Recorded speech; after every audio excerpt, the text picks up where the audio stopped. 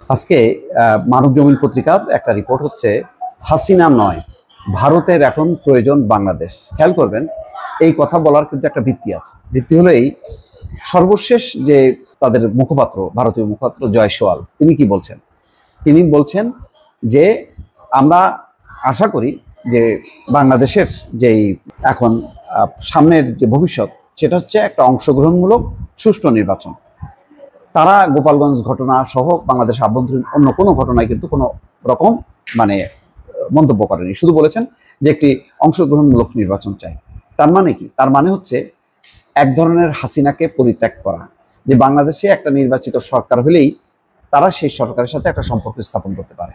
অর্থাৎ এখন বাংলাদেশের সাথে নৈকট্য স্থাপন করা, যদিও কশিন, সীমান্ত হত্যা, এই সমস্যাগুলো আছে, কিন্তু পাশাপাশি আবার অগ্নিদগ্ধদের জন্য খুব দ্রুত গতিতে ভারত তার টিম প্রেরণ করা, চিকিৎসা সেবা দেয়া, এই সহযোগিতার একটা নিদর্শন। এগুলো হচ্ছে সম্পর্কটা আবার মেরামত করা, দৃঢ় করা, আবার আগের জায়গায় ফিরে আনার একটা প্রাথমিক পদক্ষেপ। সেটাই কিন্তু পরিষ্কার, এবং সেই কথাগুলো আজকে প্রথম আলোর অনলাইনে রিপোর্টটি এসে মতিউর রহমান চৌধুরী এটি লিখেছেন। তো এর একটা বাস্তব ভিত্তি আছে। ভারত অত্যন্ত স্বার্থপর একটা দেশ। তারা তাদের নিজের স্বার্থে যে কাউকে বলি দিতে চায়, তবে তারা বন্ধুত্বটাকেও যথেষ্ট গুরুত্ব দেয়, কারণ তারা জানে বন্ধুত্বের মধ্য দিয়ে তারা তাদের লক্ষ্যে পৌঁছাতে চায়। সুতরাং তারা শেখ হাসিনাকেও সেফ রাখতে চায়, আবার নতুন সরকারের সঙ্গে, নতুন সরকার মানে ইউনূস সরকার না, তারা জানে যে ইউনূস সরকারের ইন্টারিম গভর্নমেন্ট, এই সরকার আজ আছে কাল নেই। সুতরাং তারা দীর্ঘ সময়ের জন্য, অর্থাৎ নির্বাচিত একটা ইলেক্টেড গভর্নমেন্ট হলে সেই ইলেক্টেড গভর্নমেন্ট নানা রকম জবাব দিয়ে থাকে তার আন্তর্জাতিক অঙ্গনে বা অন্যান্য অঙ্গনে। সুতরাং তারা এখন দ্রুত নির্বাচন হোক বাংলাদেশে, এটা তারা চায়, এবং সেই কারণে তারা এখন হাসিনা থেকেও তাদের খুব গুরুত্বপূর্ণ হচ্ছে বাংলাদেশের নির্বাচন, গুরুত্বপূর্ণ হচ্ছে বাংলাদেশে একটা নির্বাচিত সরকার, এবং সেই লক্ষ্যেই কিন্তু দেখবেন যে তাদের এখন কথাবার্তা। এখানে কিছু পয়েন্ট তুলে ধরা হয়েছে এই রিপোর্টে বা এই লেখায়, যে হাসিনার পতনের পর ভারতীয় নীতি নির্ধারকরা বলেছেন বাংলাদেশের নির্বাচনে হস্তক্ষেপ করাটা ছিল ভুল সিদ্ধান্ত, আর এই কারণেই বাংলাদেশ তাদের হাতছাড়া হয়েছে। শুধু তাই নয়, বাংলাদেশের মানুষ হয়েছে ভারত বিরোধী।